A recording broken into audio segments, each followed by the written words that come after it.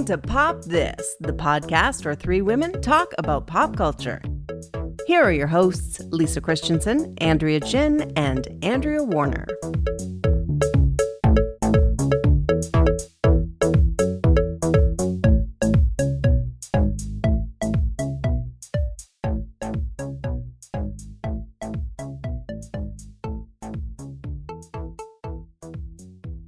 So I may have discussed this before. We've been doing this podcast for a while, but I feel as though I will spend an eternity trying to find the one right plum mauve lipstick. How many lipsticks have you bought in your journey to find the perfect color, do you think? Do you estimate? Oh, 30? Yes. That's not bad. Of different kinds. Some's the lipstick, some is some kind of crayon, some is that Clinique chubby stick, some kind of gloss. Yeah, exactly. And I'm always thinking this will be the one. I found it. I've got one on now. Yep. It's a crayon. It's called a crayon, and I don't know if I'm going to go with it. I'm starting to think I will report back. I haven't, like a lot of people during the pandemic, there was no point, but I don't think I've been to Sephora now in 2 years, at least. I'm pretty sure. Yeah, and I mean, it's so hard to buy makeup without some sense of like the color, like what it looks like on your face. Yeah, so if you go to Sephora, you can say what you're looking for, and they go, sit you down, go through the entire collection and come up with something. Or even just like putting a bit on your hand just to see what it looks like, you know? Like I found it impossible to buy like any kind of foundation or like that kind of thing for my face because how do you figure out what shade or what color you are? Well, I don't even know. And I've been watching so many makeup tutorials on TikTok, and I'm just like, I can't believe I would spend that much time contouring and foundations. And there's no way I'll do that. But at the same time, I am tempted to go into Sephora and say, here's the thing. I need a whole routine. I need you to just get me the products I need, and then I'll just walk up to the counter and buy it all. It'll be dream ridiculous. Customer. Yeah, I know. Absolute dream customer, yeah. And it'll be mega expensive, and I don't know if I really want to do it. I have bought makeup online in the pandemic, and that has worked out pretty well. And I've received a few gifts of makeup. But are these things that you already know look good on you, so you're just reordering them, or this is like from scratch? I've done a couple of repurchases of because my tinted moisturizer ran out, and but I've had like brand new things too, just to take a risk, and I think all of them have paid off, and a couple of gifts I've had from people as well. But I was also going to say, I did go to Sephora once back in January when it was my birthday. And because I like to get my birthday gift from Sephora. And I went in with my mask and immediately felt anxious because it wasn't that crowded, but it was just like 7 different people approached me within like 8 different minutes to be like, how can I help you? And I'd just be like, let's just stay away from each other. I know that you're trying, but let's part. And I made the wildest risk move ever. I bought perfume. So I actually one of the people who I did let help me sprayed the little paper thing, and I slid it under my mask so I could put my nostril up against it. Oh my gosh. And I liked it, and I just bought the roller, the $30 roller, not like the really expensive bottle of it. And that $30 roller I have used several times a week for the last 4 months. It has made me feel so much more, I don't know, just nicer. It's been a really nice investment, I gotta say. Well, I'm going to be heading into Sephora, so gosh knows what I'm going to be coming out with. They're always so optimistic when they give you that basket at the front, and you're like, I mean, it's smart. I don't know if I'm basket worthy, but The whole makeup industry though is based on like it's just like finding the right lipstick is a never-ending, unwinnable quest. You will never be completely satisfied and you will always be searching. And that's what lipstick companies are banking on. But That's what, Unless, of course, this is the night where my life changes. You never know. The other thing I was going to suggest is that there are some cool makeup brands that allow you to upload a picture of yourself and they put the lipstick digitally on your mouth and you can see what the coloring looks like. And I've had some fun with that too in the pandemic. I've done that with glasses online. Yeah, me too. Yeah, me too. and I've But had lipstick good luck I with hadn't that. done. And then they these couple of different companies had it as an option and it was really fun. I'm excited now for the first time in a long time. Just so you know, my COVID update, I still can't smell very well. It still hasn't come back. oh no. Yeah. Wow. Just a little bit. I have a sense. And it's ever so tragic right now because it's one of my favorite times of year for those people like me who like lilac bushes when they come out. yeah. It's such a brief time. What do we get Yeah. with these lilac? 2-3 weeks, maybe? Is that about yeah, it's it? not a long time. So I am going right up to the lilacs, shoving my face in there, and there's barely any hint of anything. So I don't know Wow. how long. Yeah, I'm very not pleased. Has Turns it out really- COVID isn't good. Nah. Has it really decreased your enjoyment of food? Probably. Yeah, I think so. I've just been more loading on the hot sauce and it's not even that hot right now. I mean, I can probably just eat sriracha and it doesn't even do anything. So I think you can still hear a little bit of congestion, just a tiny bit though, but A little Yeah. bit. yeah, but yeah, so I guess what am I, a month of having it this week and I still have no sense of smell. So Wow. yeah. So That's too bad. get vaccinated. I have a feeling everyone listening to us is vaccinated, though. It's my guess. Yeah, I mean, you were vaccinated. Triple. You still- I'm triple yeah. vaccinated. Yeah. No, I know. I've These done variations, man. my part. Yeah, it's a bit of a downer. I don't know how you're going to segue into anything after my Well- downer lipstick conversation and COVID. No, I mean, I actually think there's like because the show that we're going to talk about doesn't take place in a world that has COVID. There's an element of that being sort of a nice escape, which I think is like, it's not like hugely influential as to like why I love the show so much, but maybe it's a part of it.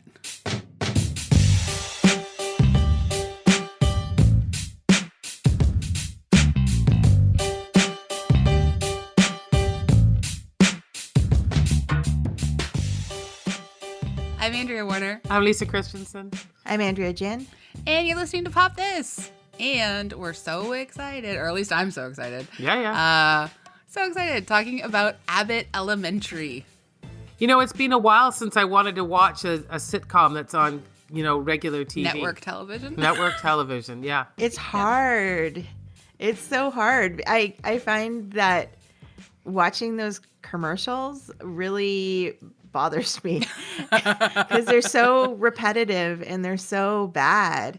And I feel like I would rather, I would rather just pay a subscription service to something to not have to watch those commercials. And it's a big deterrent for me to watch.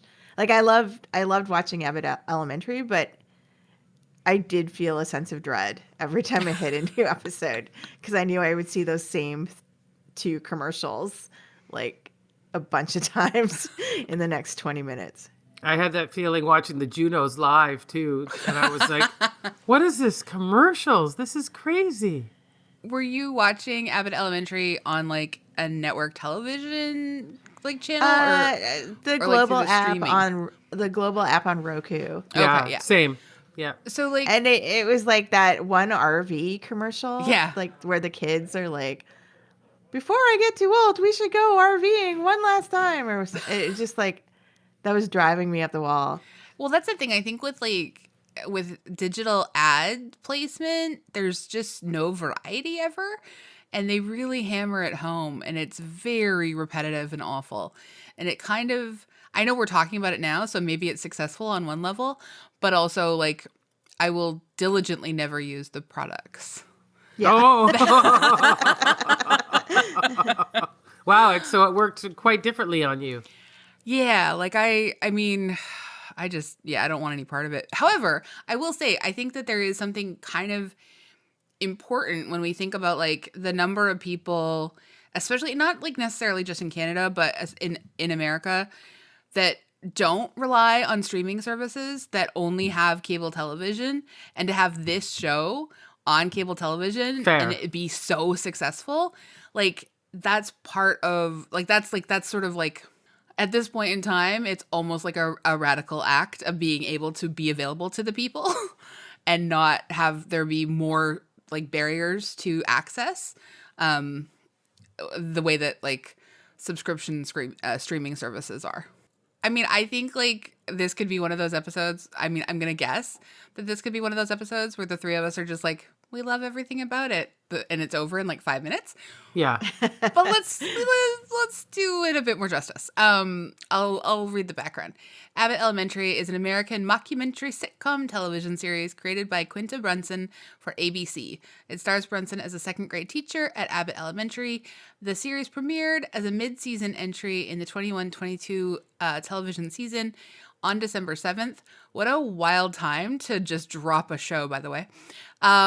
But it was met with critical acclaim, and in March 2022, the series was renewed for a second season, and that's from Wikipedia. And I will take on the synopsis then.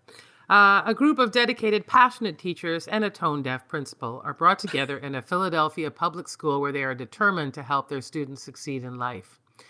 Though these incredible public servants are outnumbered and underfunded, they love what they do and fight the odds stacked up against them, like the school district's less than stellar attitude toward educating children to give the students the best school life they can offer. And that also is from Wikipedia.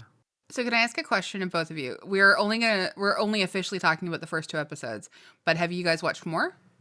No. Yeah. Okay. I have. Yeah. Okay. But Lisa, no, just 2. No, just the 2. Okay, cool.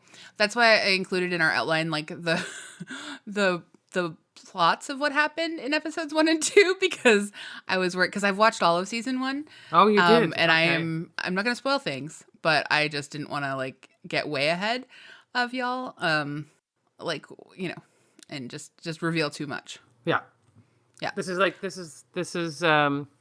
what we were like for the flight attendant. And you'd only seen the first 2, and we were Yes. Yeah. Yes, Exactly. yes. This happens occasionally. So what were your first impressions of Abbott Elementary? I just loved it. I thought it had that great. I'm a fan of that mockumentary style, and it managed to have that edgy sweetness, which I think shows like Parks and Rec or The Office or Ted Lasso have. That, and it's a hard thing to do, I think, because sometimes things are too dark and too edgy and I'm not interested. Or if they're too sweet and too saccharine, that's basically all the sitcoms we have out there that always end in a hug. So I think it's a delicate mix, but when the ingredients are all just right, it is my favorite kind of TV or movie. Yeah. AG, what about you? I am not a huge fan of the sitcom, like all of those shows except for Ted Lasso that Lisa just named. I haven't really watched. And like I watched this because we were talking about it and I enjoyed it. It was funny. I can see why it's such a huge success. But I just think like the genre is not for me, maybe because Like the mockumentary or the sitcom? The sitcom. It's not my genre. All right. Maybe mockumentaries aren't either. I don't know. So, but you still found things that you enjoyed about this. Yeah, namely, well, I mean, like the story it's really good. Like Ava, I love the character of Ava. It's so funny. Like actually all the characters are super funny. Like it's not that I didn't find it funny. I don't know. I'm not very I don't get very invested in sitcoms. Yeah, fair enough. So I like sitcoms, and I like the mockumentary style. I was a very big fan of Parks and Rec. from basically season 2 onwards. Like I'm not a wild fan of the oh god, when that other Mark Brandanowitz years, but I really like the rest of Parks and Rec so much, particularly after Adam Scott joins, and I loved what I really loved about like especially the pilot of Abbott Elementary is we have like sort of this style of the sitcom style that is familiar, and so it creates a certain feeling right away, but I feel like they're doing something a little bit fresher with it, which feels nice, it's not the same types of characters that we've had in The Office or in Parks and Rec. Quinta Brunson has like just such a clear vision for her show right away. And it was so, I don't know, it was just so exciting to sort of like just watch like her character of Janine in action. Cause like she is like earnest to the point of eye roll, but like also that's a bit of her downfall. And she like, there's a naivete there that she does have to sort of like grow up at some point. And I don't know, I like that winning combination, like especially in something like the education system, which I'm not really that familiar with like the public education system in the States, other than to hear about like how hard it is for teachers to get the job done and how difficult it can be for students to get like the supports that they need. So I feel like this show does a really great job of introducing us, particularly like someone like me who has never gone to school in the US, like to sort of some of the finer points of just like what that struggle really looks like. It did take me back. It did make me think of my own elementary school experience, though. Like watching the show, I was thinking like, how my grade 3 teacher, Mrs. Neufeld, was reminded me a lot of Barbara. Oh, She's yeah. just like a very well-dressed lady, very dignified, very classy, and, wore the sort of like blouse with cardigan and skirt and pumps every day to school. Yep. Yeah. I was really reminiscing about Mrs. Neufeld watching this show. Mrs. Neufeld. Where is she now? Do you know? No, I haven't looked her up. No. Don't find her on Facebook. How creepy No. that is. Hi, Mrs. Neufeld. It's me. Well, one of the episodes that you probably haven't watched because it's later, but it's just like a student does that to Barbara, and Barbara is just like pretends to know who it is and who they're talking about, and then after they leave, she's like, I have no idea who that was. And it's like, of course, you must have so many generations of students. Oh yeah, God, hundreds of kids that have just like gone through your life, maybe even like thousands at that point. Yeah. It made me, spending time with teachers, it always makes me think of when I was in school that, because you're thinking about the teachers, but also I was thinking about how when you would see your teacher outside of school and it felt so wrong. Like you just assumed they lived there. Oh yeah, they're not supposed to exist outside that building. Finding out that they had like husbands and wives and things was so creepy. It was or beyond, other kids or like, anything. What do you mean you go home to like a bunch of people my size? That's so weird. Yeah, I mean, I remember when my friend, when I was in grade 6 or 7, I can't remember which one it was, but she lived near our teacher, and he went away on vacation and asked if she would take care of his dog, and she did. And so he was married, and he had like a little baby, and I went over to the house with her to, feed the dog, and I was just, oh my, look at this. He has a couch and chairs and dishes, and there are photos of him like with this wife, and I was just, it was so wrong. To this day, I think I was traumatized by the whole experience. Well, that's one of the things I love about like Quinta Brunson has done interviews talking about like how she created the show, and like partly it's a tribute to her real life. Well, she like literally named the show Abbott Elementary after her real life middle school teacher, Mrs. Ms. Abbott, excuse me, and her mom, Quinta's mom, was also a kindergarten teacher. And so she did this interview. This is from like a 21 Reasons to Watch Abbott Elementary from BuzzFeed. And this is, I think, the reason number 2. But anyway, she says, quote, Mrs. Abbott always stuck with me throughout my life. She always went above and beyond. I was in the same building as my mother. And when I got out and went to middle school, I was a little scaredy cat. I didn't want to leave my mom. And Ms. Abbott helped transition me out of it. That's so sweet. Oh. Yeah. Yeah. Well, I really like the that. show has an absolute lot of sweetness, especially her character and her. And I guess what I really like about the mockumentary style too is I really love that omniscient role that we play as the viewer. So we're watching her with that complete loser boyfriend, but she doesn't know that he's a loser boyfriend.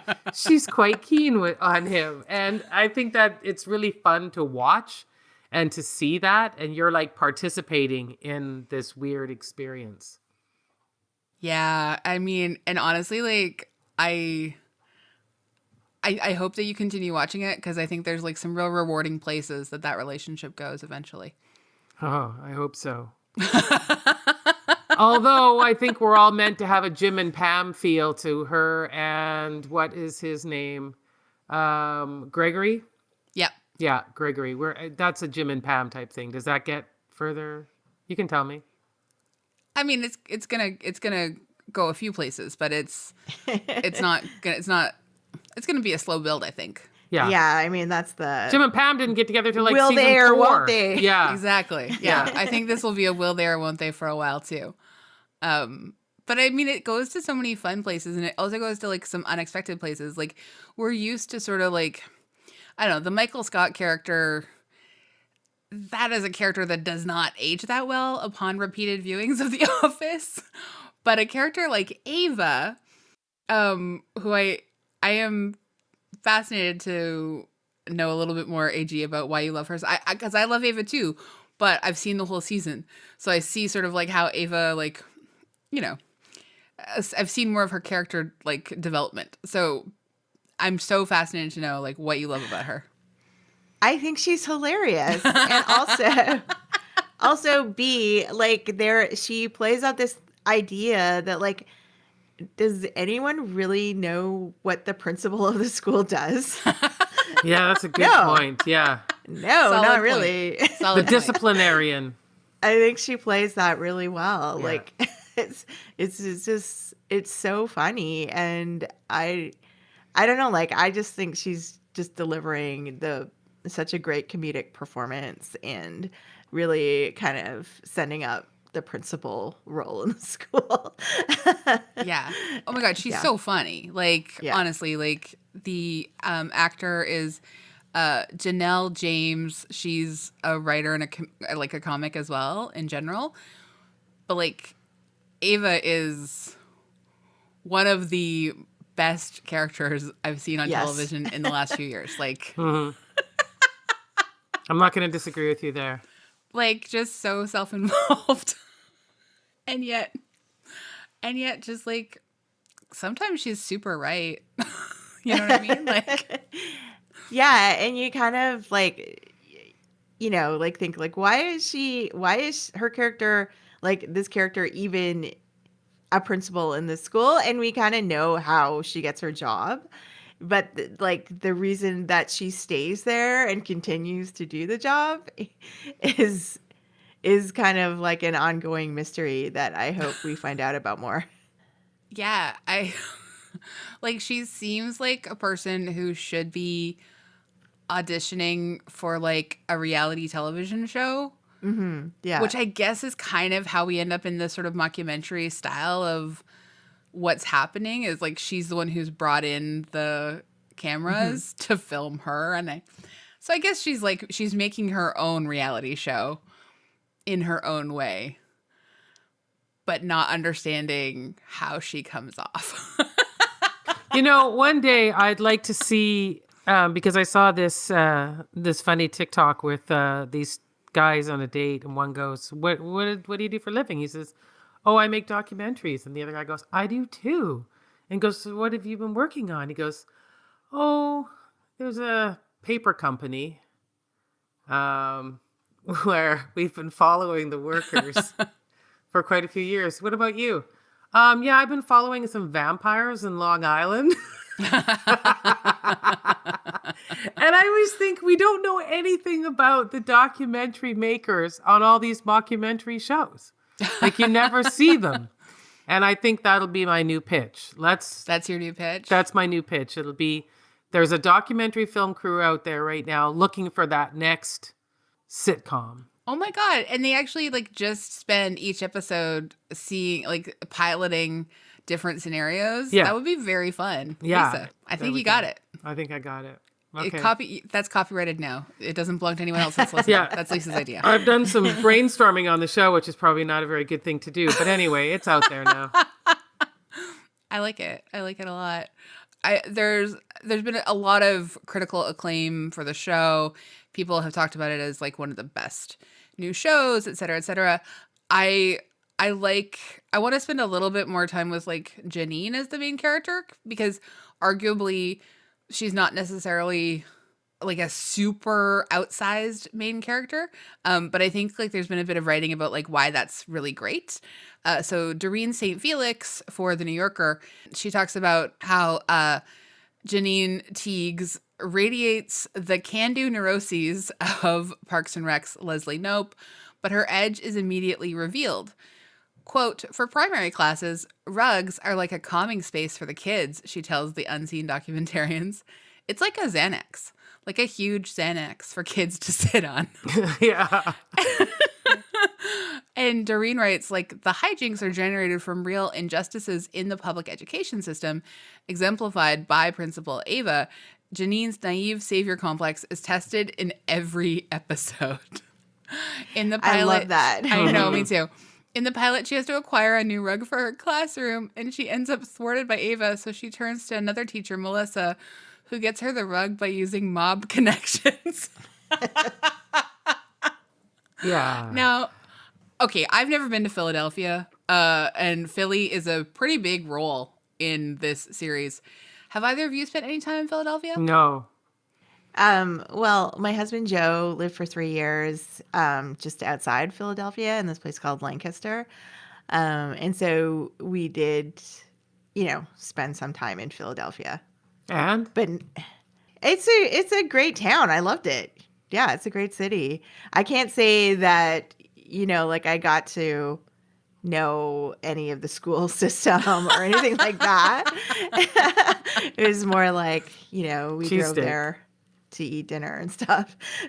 And we had some good cheesesteaks. Although I will say I think cheesesteaks are a little overrated. Oh. Wow. And you were in the Spicy birthplace steaks of right them. here. Yeah. And we sampled pretty much every place in Philly just to make sure that we weren't just going to the wrong place for cheesesteaks. But I just find the meat a little bit dry. Like it's because they just Maybe didn't get enough fry up cheese these on it really thin pieces of beef, and that's not my favorite thing. Oh God, I no! don't I'm know. getting such a craving. There used to be a You like place a- in Vancouver that You made like a them. rarer Cheesesteaks? beef, right, AG? Yeah, I Yeah. think so.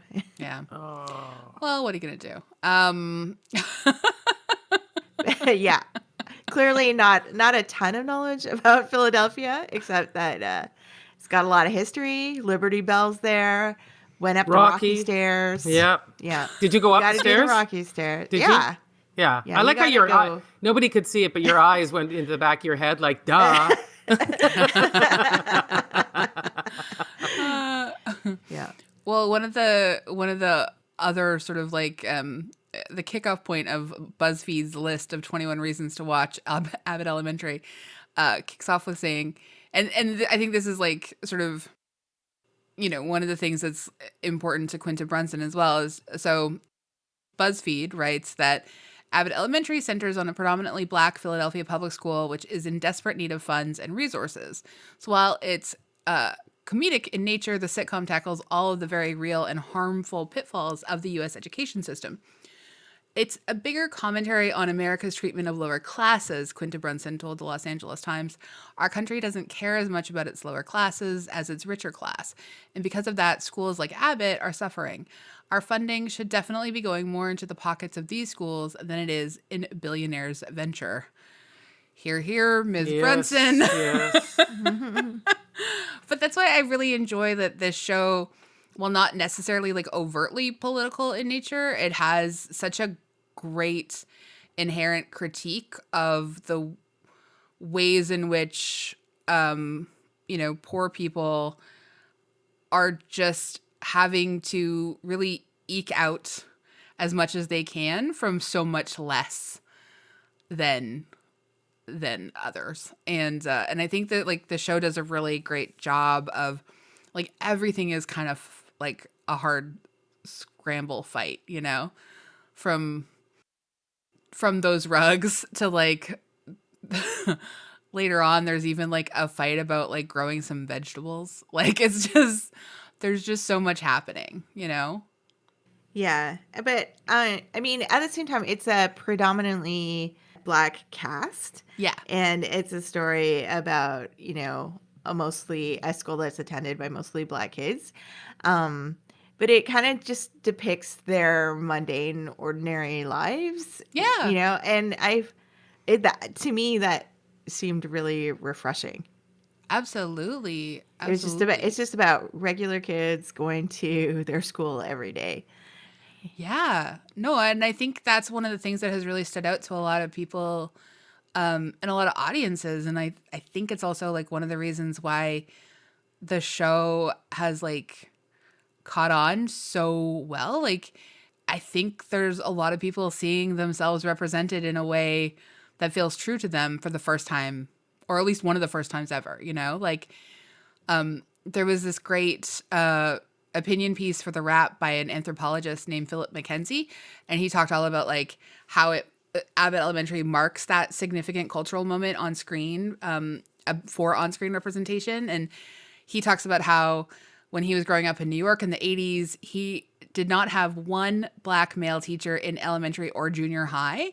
And it wasn't until he was 15 at his technical high school that he met his first Black male teacher. And he says, a fond shout out to Mr. Barrington for building construction. After Mr. Barrington, I would have to wait until I was a freshman at Howard University to be taught by a Black male again. To have an academic instruction and guidance administered by someone who looks like you is all too rare for Black elementary students. Stanford's Graduate School of Education estimates that only 2% of America's teachers are Black men. Anyway, he writes a really wonderful opinion piece for The Wrap about why Abbott Elementary feels so significant and is resonating so deeply. And just the fact that it is like mostly a Black cast, almost all the kids that go to the school are Black, and like just how vital that is to, the way the show has been written as well. It's not something I considered, so that's fantastic to hear that. Yeah, I really recommend that piece in The Wrap. It's like really good. I can link to it in the notes. Yeah, please do. I also think like there's something like really fun about there are a lot of women leads in the show, or like a lot of depictions of sort of like what we have talked about in the past, strong female characters. And they are all incredibly different. And there are these moments of conflict that happen for each of them, with each other. But there are also these like wonderful moments of solidarity. And it's really, really great to, just witness how these sort of relationships move. And, that ultimately most of the people who choose to be public school teachers, at least in this school, are there because they care about, educating kids. And like how that's the great sort of like unifier. It's not that they're always going to agree with each other, but like the thing that pushes them past the conflict is that they want kids to like have information and have like care and have like nourishment. Who's your favorite character? Obviously, AG, we know yours, Ava. Oh, I definitely Janine. I mean, she is so sweet and complicated. And I feel like she's going to, I haven't seen it yet, but I feel like she's going to burst. And I'm waiting for that. And I don't know. She's just this like adorable like personality full of energy, and you can see how like she would be a little bit on the annoying side if you knew her in person, because she's just relentlessly optimistic, always like let's try this, and but like the funny thing about each episode is that like she gets kind of like batted down in every episode with all her ideas, but like it just like makes her pause for a few seconds, and then she's just like back to being her chipper self again. Onwards to the next thing.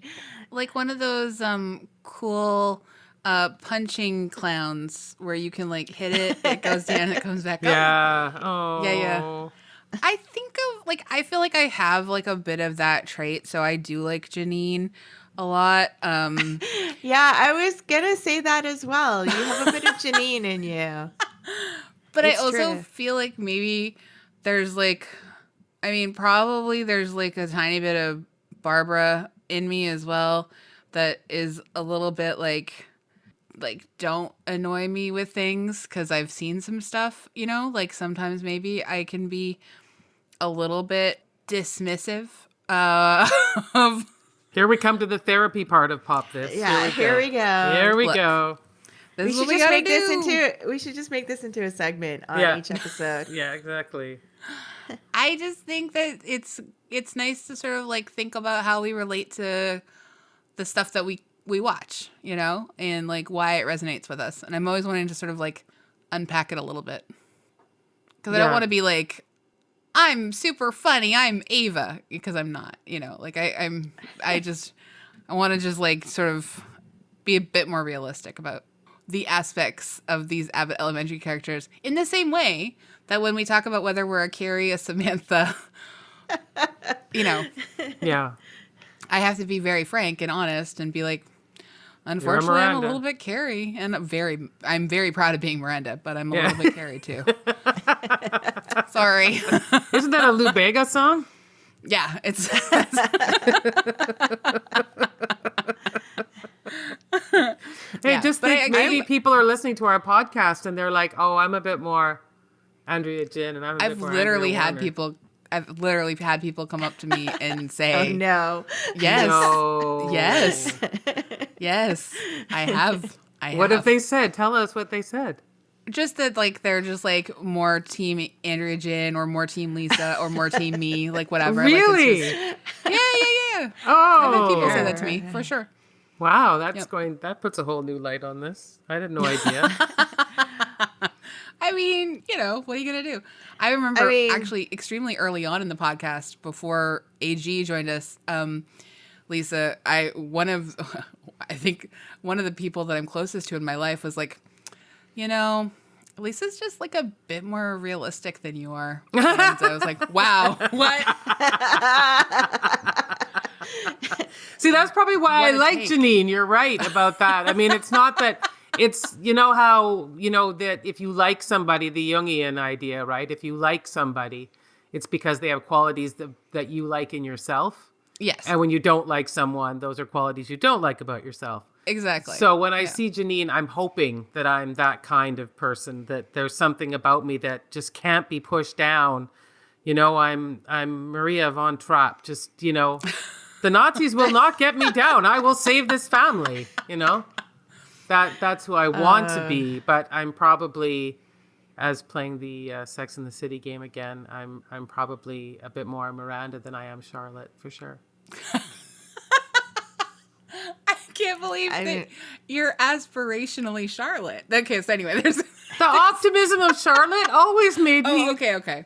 that Sure, she fair was enough. always, but I believe in love. Maybe this Fair is enough. the time. So yeah. Okay. That's Yeah. reasonable. That's Yeah. reasonable. Thinking about the list of characters in Abbott Elementary, because I hadn't thought to like identify which character I like relate to the most or like the most or whatever.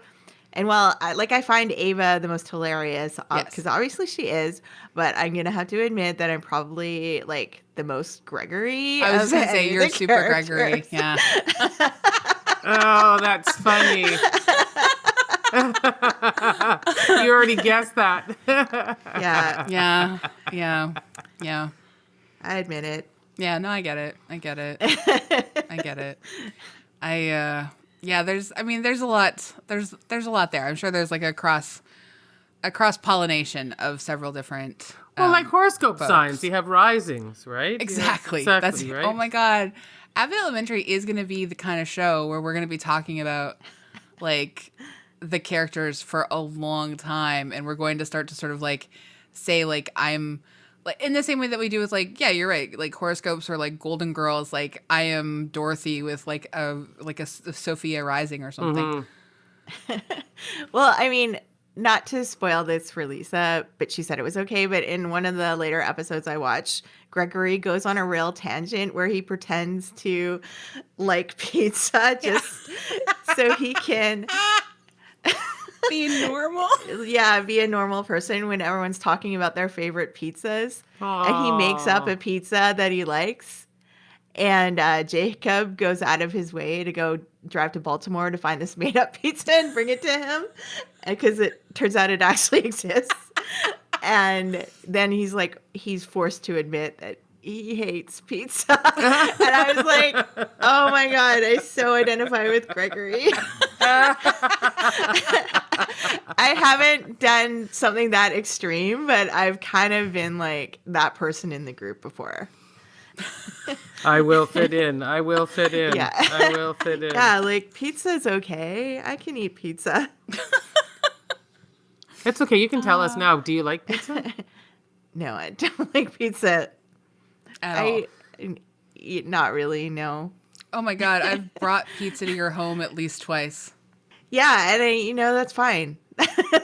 Everybody Everybody else loves pizza. I get it. It's fine. I have a standard line, and I live by it. And I've said to people, I eat pizza. Frequently, I've eaten pizza, and I argue I've never had a good pizza. Wow.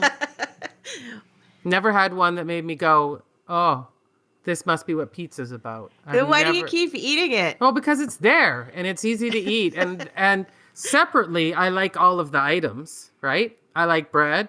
I like cheese. I like tomato sauce. I like toppings, various toppings. It's just the combination of them I find is so, it's so easy to get wrong and bad and plain and just annoying. So that's why I say I've never had a good piece of pizza. Did you hear that story? These confessions are amazing tonight. I just want to let you both know that it's not just my therapy session now. It's all of us, and I love it. Did you hear the story of this man from Windsor who lives on Vancouver Island who paid hundreds of dollars to get Windsor-specific pizza delivered, like, to his door? It makes sense. But I Windsor understand. pizza, and I understand it now. Really? Yeah. What is it about Windsor pizza? Well, they use a special kind of cheese that's only made in Windsor, and that they don't really ship it. They use a special cheese that's really only made in Windsor. They don't really ship it outside of Windsor, and they use a special sauce as well. And then there's something allegedly, maybe, I don't know, about like the yeast.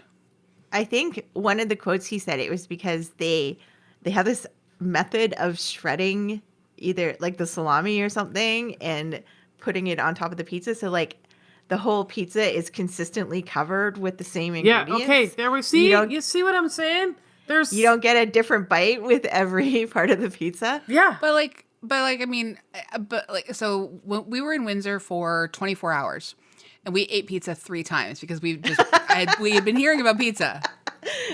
And I That's will a lot. That's a lot. Yeah, I will admit that like of the 3 different pizzas, one was excellent. The other 2 were whatever. They all still count as Windsor pizza.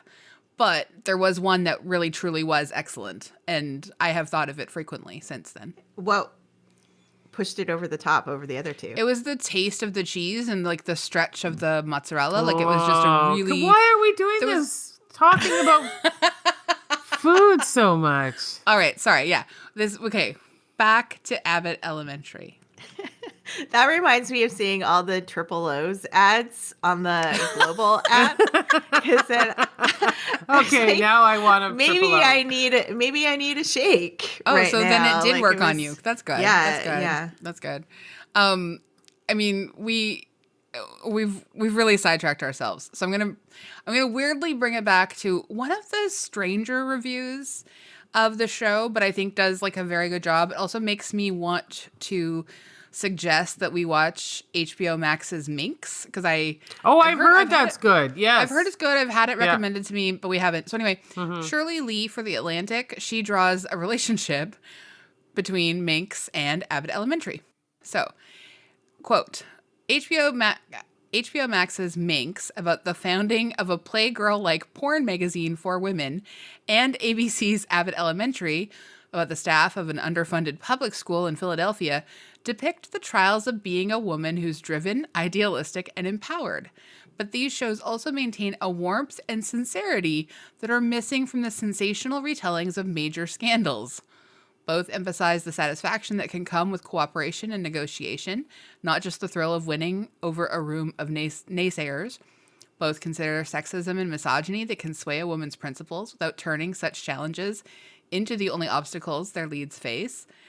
And both series offer reminders that female leadership isn't just about having enough conviction to win over skeptics. It's about women confronting where their distrust comes from while looking out for one another and for solutions that lead to meaningful change. Wow. I gotta say, Shirley Lee convinced me immediately that we have to do Minx at some point in the next few months. Yeah, I've had it recommended too, so I agree. Yeah. Yeah. And boy, I'll be watching it with the eyes of children in elementary school, which just seems wrong. Yep, that's what she wants. Yeah. I'm going to be honest with you. All I'm thinking about now is pizza. So, I mean, me too. What about a nice ice cream shake from White Spot or a Philly cheesesteak? One of the. Yeah. I'll take it. All of that. I do want to go to like spend a little time in Philadelphia. I did like really enjoy. I know that it's not necessarily filmed in Philadelphia or anything, but like the show is so all about Philly. At the very least, I think the last episode at least seems to have an element that's like set in Philadelphia, and it looks really fun. And if that zoo is real where it's set, I want to go visit it. It looks great. Well, there was a zoo in Rocky they went to, so I'm sure it is. Okay, then maybe it's a real thing. Yeah, I'm not a big zoo fan usually, but yeah. I don't mind it when they are sort of like more rehabilitation centers, and it looks really fun. So what I do recognize is that the football culture is so deeply ingrained in Philadelphia, and it's on Abbott Elementary. Like Ava's wearing a Philadelphia Eagles shirt and stuff, and it's just like, yeah, when you go there, you just see like football is everything. I'm glad it hasn't actually factored into the show though, because I don't really care that much about football, except for the rug. Yeah, well, I guess Eagles getting the rugs. Yeah. I mean, did the rugs? Oh, were the rugs about football? Yeah, it had an Eagles like, logo on it. Yeah, that's right. Sorry, because she had connections with the. Yeah. Okay. Yeah. Sorry. So yeah, I would say football has a big role in this show too. Yeah, you're right. That's very authentic. Yeah. Can I just say for a second, I know I talked about Barbara a tiny bit, and you talked about her a bit, AG, about how she reminded you of your teacher. But Cheryl Lee Ralph is just like a vision, and I love her so much. And I could listen to her say anything forever for the rest of my life. I just want to like listen to her read me stories. I think it would be wonderful. Yeah. Yeah. I'm really excited about season 2, you guys. Yeah. No, well, I have to get through season 1, so then I'll be excited about season 2. Yeah. I think you will. Yeah. So, does Abbott Elementary pop? Pops like a cheesesteak. Yeah, I agree. Pops. Yeah, it pops for me too.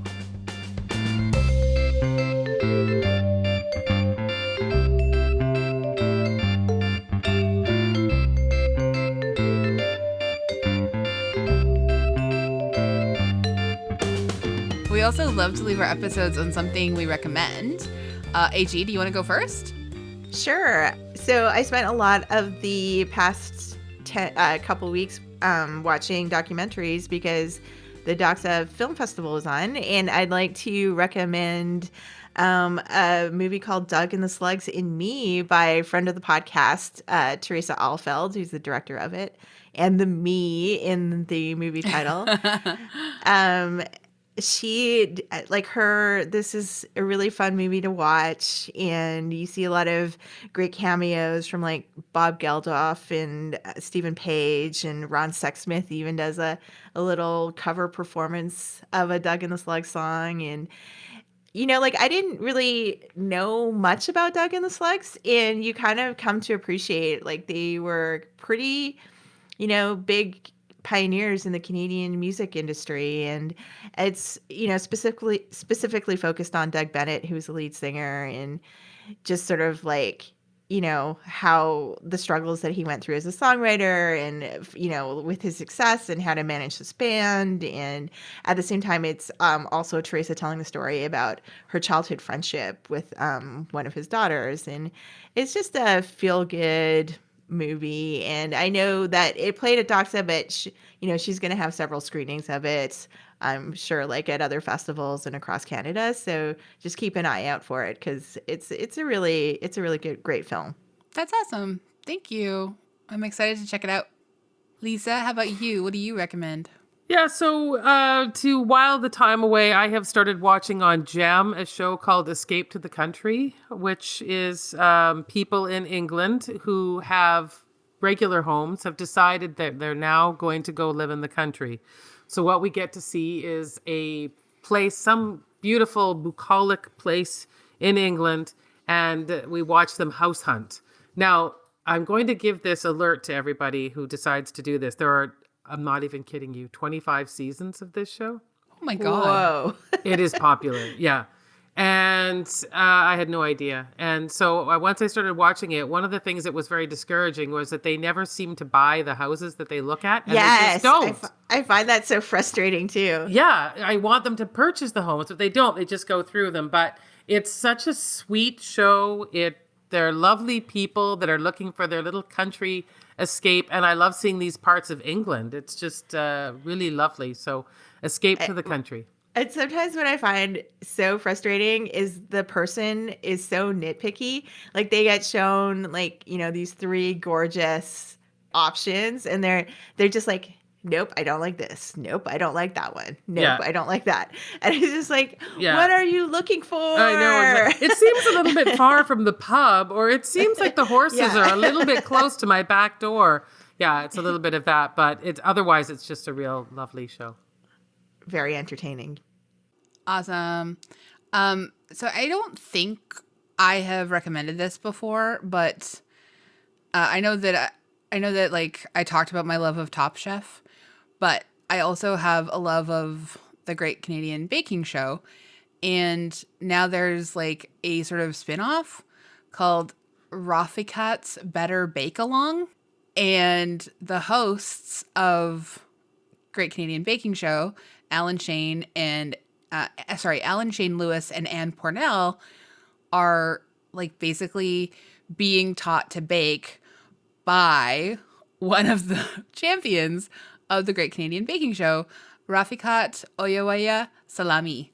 And she is a wonderful presence. If you watched the season where she won, she was just a joy to watch in the kitchen. She has just an incredible sense of humor. She's so talented. She cares so much about baking. And now she's trying to teach Alan and Anne to bake. And it's very funny. It's very wholesome. It's absolutely something you can watch with all ages in your family. Is this on Gem? Yeah, it's on Gem. Okay, good. It's silly and fun, and it just goes down really easy. It kind of even makes me think that I could actually bake stuff if I wanted to try. Who knew? Who knew? Dare to dream. Yeah. I know. It's wild. It's just wild. Anyway, it's really cute, and I highly recommend it. All right. That sounds excellent. Good Yay! picks all around. We love to leave everyone with these nice little recommendations that feel so wholesome. And particularly when we talked about a show that is like so fun and still has edge and is wholesome. Like, it's nice to be able to like strike that balance. So thank you everyone for listening. You can hang out with us on Twitter, Facebook, Instagram. You could email us at popthiscollective@gmail.com. You could rate and review us 5 stars. 5 stars. And as I like to segue, our 5-star general here and co-host, Andrea Gin. She takes care of us all and makes the show sound so great. So thanks so much. And as always, thank you all for listening.